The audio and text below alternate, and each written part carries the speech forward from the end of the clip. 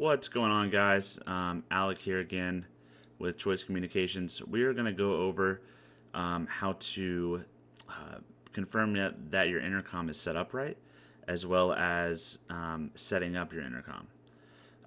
So again, you're going to want to go to the middle button between your arrows and click that. Go over one to status, then scroll down to network status, and you're going to type in the IPv4 address on your browser. It is browser friendly. You can use Chrome, Mozilla Fox, Microsoft Edge, whatever you prefer.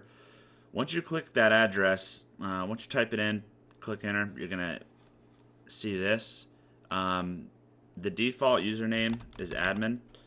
If you guys do not know the password, please reach out to us or our support team, and we will provide that to you.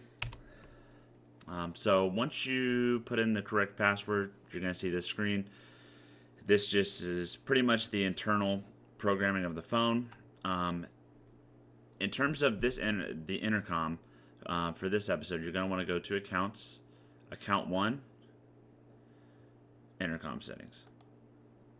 Once you're here, there should be, if you're having issues with your intercom and it's been set up before, check this top row here.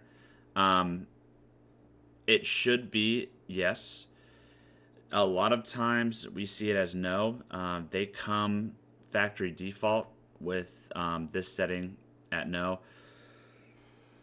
To just explain what this is saying to the system, hey, anything that comes with an alert info of intercom, I'm going to automatically answer.